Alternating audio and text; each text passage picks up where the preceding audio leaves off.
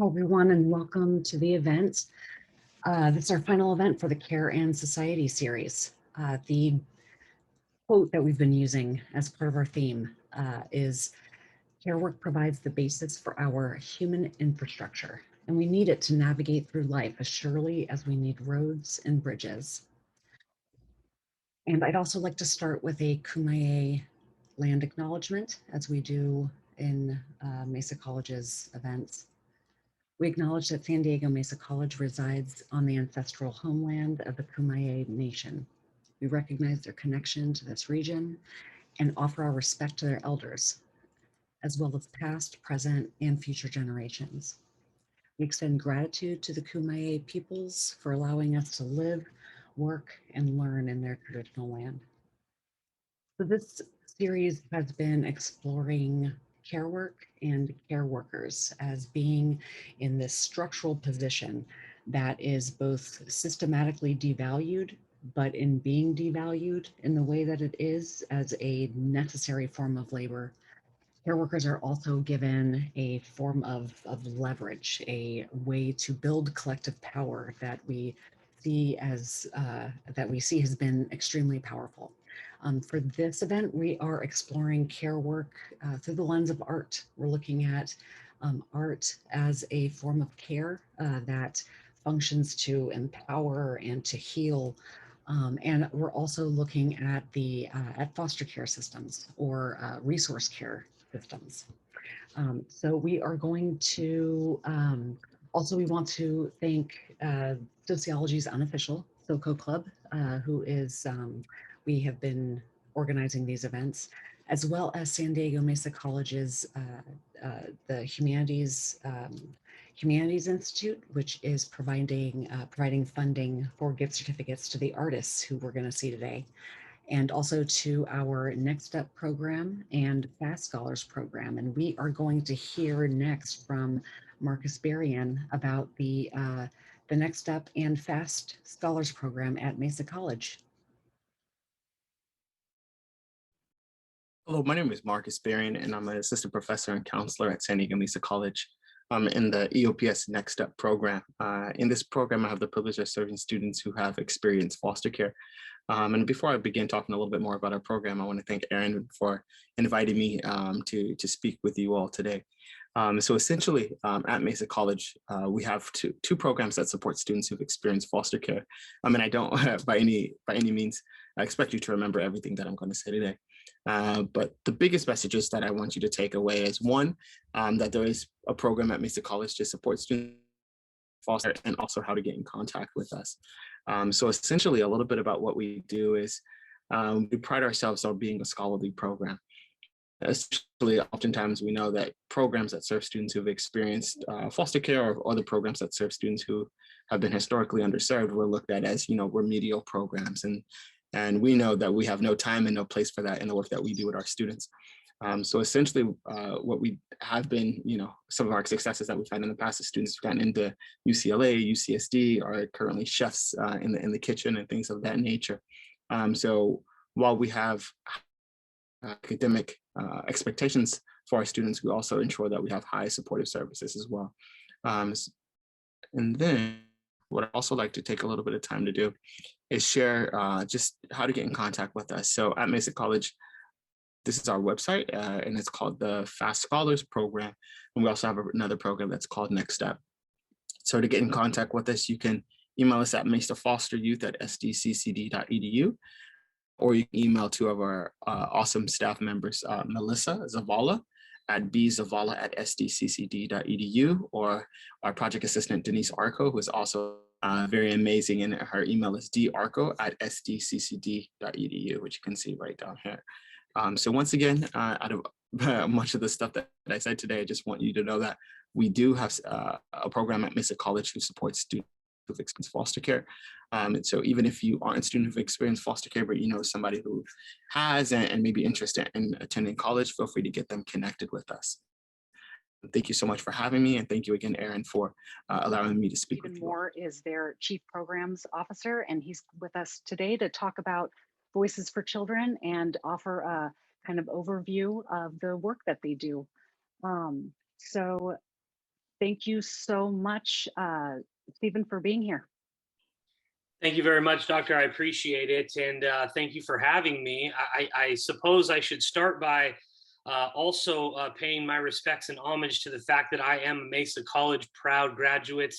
I earned an associate's degree from Mesa College some years ago prior to transferring to San Diego State and graduating with a degree in criminal justice. Finding myself, I thought that at that point in time in my career, I was going to go and work with the Department of Probation. I wanted to be in law enforcement, and felt a great deal of energy and enthusiasm towards, helping work with our youth in San Diego County, creating a better future for all of us. I soon found myself kind of getting exposed to the larger child welfare system, also known as foster care, and just getting really interested in the foster care system and the population that we now serve, and some of the needs that are out there, particularly with that can be served by individuals like that are on this call.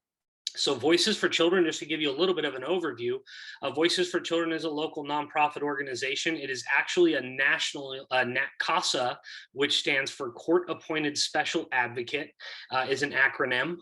And these volunteers are sworn in by the court. There are over 1,000 programs across the nation. Each county has one designated CASA program under their jurisdiction. And the volunteers that serve as CASAs, court-appointed special advocates, are sworn in and under oath of the court, and they are appointed by the judge in their jurisdiction. Of the 970 plus CASA programs there are across the nation, Voices for Children is the San Diego program. We also, since 2015, provide advocacy services and the CASA program in Riverside County. So we have a regional program now. It's very large. In San Diego, our office, we have upwards of about 60 staff members. Lots of opportunities, whether you are interested in recruitment, whether you're interested in training volunteers, whether you're interested in advocacy, specifically working with children and non-minor dependents. Non-minor dependents is who we refer to when we're talking about the population that's in extended foster care, which is our 18 to 21-year-old population able to stay in care under Assembly Bill 12.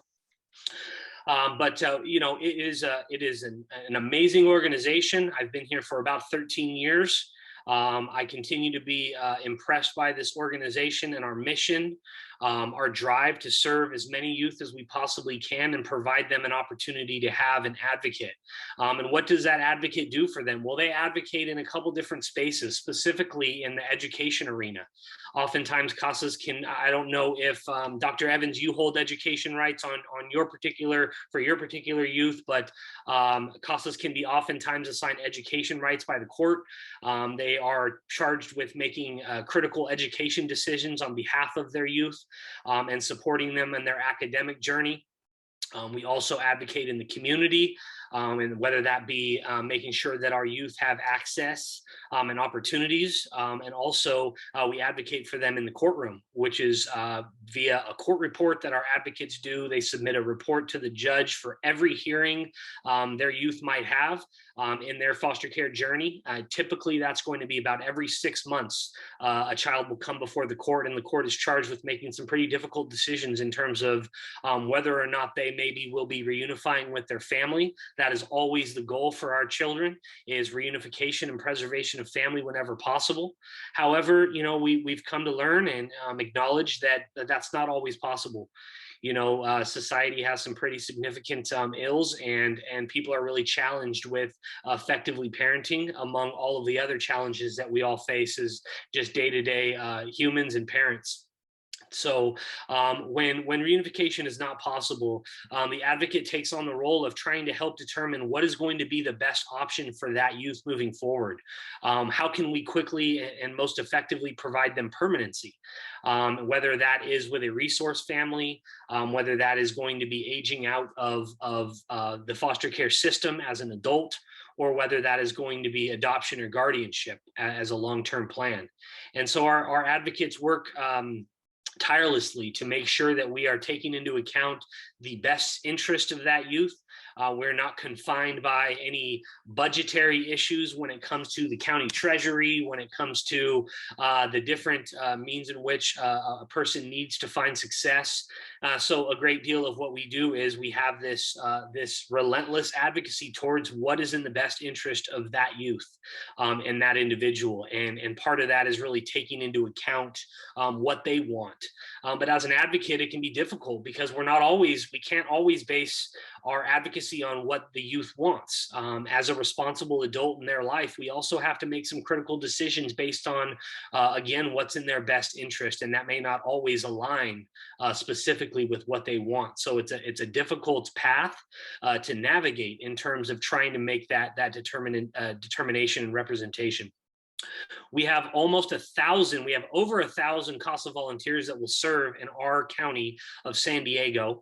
And that will come at a foster care system that currently has between 3,500 to 4,000 children per year. Going through it. So if any of you were to consider, just that number, that volume of children in foster care in San Diego County, what would that look like?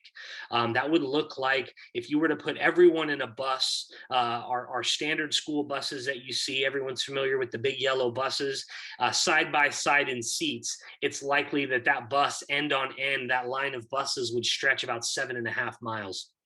Okay, so we have quite a few children and youth and young adults in care that definitely need our advocacy and support. And so I would encourage anyone to look into our organization. I will certainly put in the chat how you can learn more. Go to an information session is always a great place to start. Learn about our information, learn about Voices for Children, learn about what's required to be an advocate. We do have a lot of requirements. This is one of the most vulnerable populations that you can have the privilege of working with. And so we go through a lot of processes to make sure that the adults that we introduce to these children's lives are going to be in a place to be able to provide that focus and that energy that we need in that care. So volunteers must be over 21 years of age. We do ask volunteers to go through, we require volunteers to go through a background check, which you're going to find is pretty common in this space and field, but that would require FBI screening, CACI, DMV. We take care of all of that. We just need a few signatures to allow us to do that. But it is a fairly selective process. And I will say this, the CASA volunteers that we have in San Diego County and in other CASA programs are the very best of what our community has to offer. I've always been so proud of our CASAs and their accomplishments, not only on cases, but just in our community to effectively make a guided change. So it's something that I'm really proud of. And we do go through an interview process where we ask a lot of background questions and go into the history that volunteers have in terms of their background, their experiences, their lived experiences, their professional experiences, just making sure that people are, again, in a good space and to be able to work with this population and obviously not cause any further harm. So for those of you who don't know how children end up in the foster care system, they end up in the system through largely in three ways, and that's abuse, abandonment, or neglect. And that is by the court's finding. Okay, so when a child comes in and enters into care, they're assigned a social worker through the County of San Diego, and that social worker is responsible for triaging their case, linking the family with a support plan, a reunification plan, and monitoring that plan and making recommendations to the court as to whether or not, again, they will be able to reunify as a family and whether those parents will be able to effectively and safely parent those children moving forward.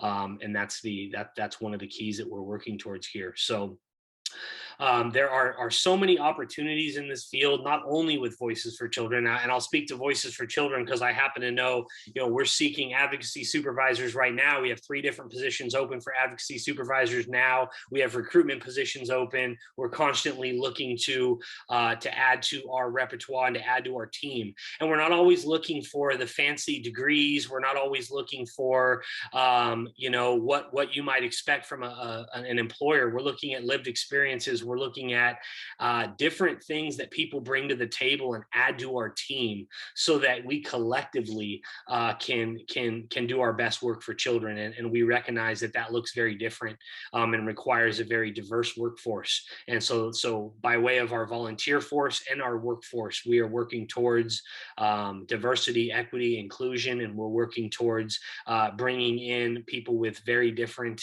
lived experiences that can help contribute.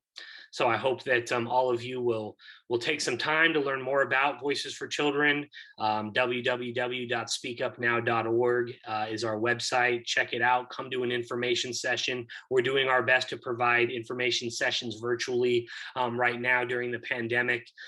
We also hold complete training. So from start to finish, an assignment to a child, we will do the entire process virtually and get everyone sworn in from a judicial officer and make that entire appointment process and provide all that support necessary virtually. Hopefully one day we will get back to in person, because there is a lot that I feel is gained when you are working in person, especially in this space. But right now our team has really stepped up and done an effective job at providing our services virtually. So I'm certainly available to open it up to any questions, but want to encourage everyone to learn more about trauma-informed care, learn more about the foster care system. If you want to get involved and are not able to be a CASA volunteer at this time, some of the things you can do from very simple things like tell a friend about Voices for Children, about the CASA program, about our information sessions, get them excited about volunteering or being a court advocate. Also, you can follow us on social media. You can also become involved civically through our Child and Family Strengthening Advisory Board, which is an official advisory board over child welfare services here in San Diego County. I serve on that board in the court-appointed special advocate seat, along with one of my esteemed colleagues and part of Mesa College's program, Sade Burrell. She is certainly a hidden gem when it comes to foster care knowledge, being a former foster youth herself, that you have there on campus. So I invite any questions, but and I'm very happy to be here and proud to be a part of your guys' program.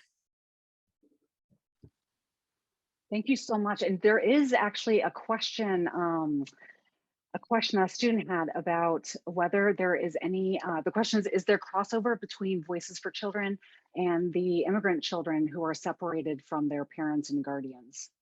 That's a really good question. And as we know, there are a couple thousand children currently housed at the convention center downtown, and for various reasons, seeking refugee, asylum, things of that nature. At this point, all of those children are currently in in sort of a federal waiting space. And so it's my understanding right now, and been communicated to us through Child Welfare Services, that they will be looking into all of those, children's individual circumstances and making some assessments based on the situations that they were leaving from their countries of origin.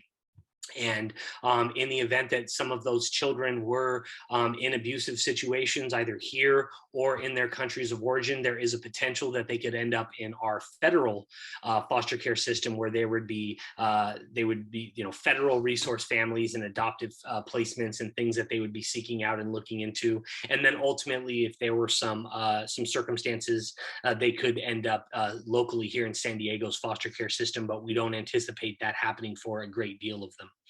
That's really the extent I know of the situation right now. But we stay and stand ready at Voices for Children to provide advocacy to any child who needs us in any circumstances they might find themselves in, so long as they are under our court's jurisdiction and considered a foster youth. Thank you so much. And that was a really great question. Thank you to Elizabeth for posing that. So part of this event is an art show as well. One of the reasons this idea came up is because some of the youth that are represented, that are served by Voices for Children, art is a really important way for them to both heal and to empower themselves. And so we got a piece of art from a CASA youth. Is this piece here? So the caption here was written by the youth. The eye represents how enslaved I felt by the world at the time. This is the small window of a room I felt trapped in, shown in the reflection of my eye. So I'm going to leave that up. This is from a Mesa College student, Carlos Munoz. He's a major in child development. The name of this piece is Tipping the Scales for a Balanced Breakfast. It's collage on paper from 2021, this year. In the caption for this, the piece explores the concepts of power structures, care, gender, access, and imposed barriers. I want to show our next artist, who is Riley Wang. And Riley, if you watch this, Riley didn't give me their email address. And so I don't have a way to contact Riley. But these are the lovely paintings that Riley contributed today. There's these two here. There's 4 in total. The colors on them are really, really cool. And I will figure out a way to make these available either through this recording or elsewhere. And here's the final one from Riley. So again, Riley, please reach out to me. I'll leave my email at the end here and I'll plug it into the chat. And we have a student who's going to, Ramtina Kefi is going to do a reading for us from a poem called The Philosophy of Love. The philosophy of love in Hafiznameh speaks of Rustam and Sohrab. From the past, a legend like Shahnameh tells. Today, our philosophy of love tells the difference between the separation of reality and truth. I look in the mirror, but I look at the analysis of your love as nothing more than a child's love for things. There is no taint in me. The word sees separation far in one sentence apart from the truth of love. We think about what to look for, but our futile wandering looks at the planted legend of Sohrab. Eyes must be washed, must view in different way. The difference between the risk of choosing in absentia in our world has chosen this dilemma. So do not say why I choose to separate from your love in reality. Because you, from inter-universalism, wanted us to investigate the myth. Because you did not know that there is no need for any myth in the analysis of love. I pass and this passes. So do not talk about the analysis of love behind me. If you don't want to break the sanctity of love, be silent, look at my words, that I call you a dirty fish in the sea, because you are drowned in the sea of my love. But you talk vain of my sea's stormy weather. Alas, I was lost in the immortality of these words. I will not say anything else. You will say, and I will solve the false philosophy of the legendaries of the legendary lovers of Shahnameh. That was my poem, one of my poems. And I have a few more slides about introducing the names that I used in these poems, like Hafiznameh. Hafiznameh, it's a book like a dictionary of words to understand Hafiz poems. Hafiz is one of the most famous Persian poets. And Shahnameh, it's by Ferdowsi, and Rustam and Sohrab, it's one of his stories and poems in his book Shahnameh. And Rustam and Sohrab, it's like a symbol of love in his book. Rustam is a father and he doesn't know about his son Sohrab, and they were in a combat and he killed his son without knowing that he's his son. And I choose one sentence from Sohrab Sebahi, one of the most five most famous Persian poets who writes modern poems. Eyes must be washed, must view in a different way.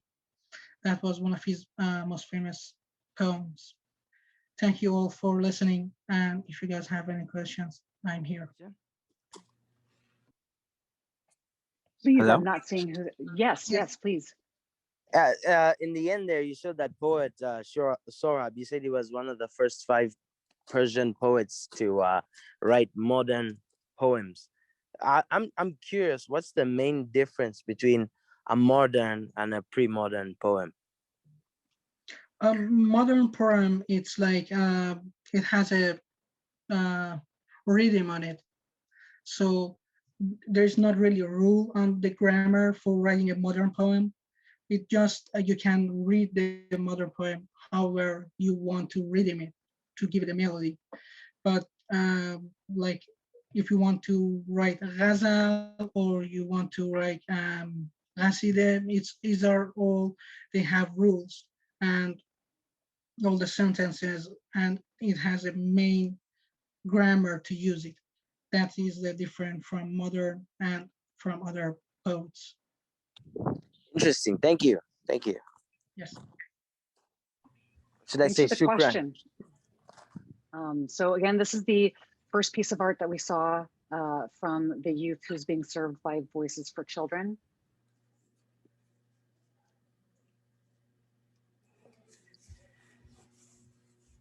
This is the collage by Carlos Munoz, Tipping the Scales for a Balanced Breakfast. And probably the best way to make the recording available is I will most likely have it edited in the next couple weeks. And so if you're interested in the video so you can look at the art, you can send me an email, and my email address is coming up. So thank you, Carlos. Oh, I'm sorry, go ahead, Christina. I'd just like to make an announcement to everyone here today that there is also an art gallery happening today at Mesa College. It's a steamroller printmaking exhibition. It's a drive-through. It's between 3 and 5 o'clock. And so if you guys are interested in art and cool art from our students, please go and support this today if you can. And thank you everyone for contributing their art, for all the speakers today. And Dr. Evans for putting together this really awesome series for all you students. Dr. Sanchez, I could not have done it without you. So thank you. And thanks to your colleagues as well for being here from Anima Paid Reno. And thank you for reminding the event. Thank you. I just plugged in a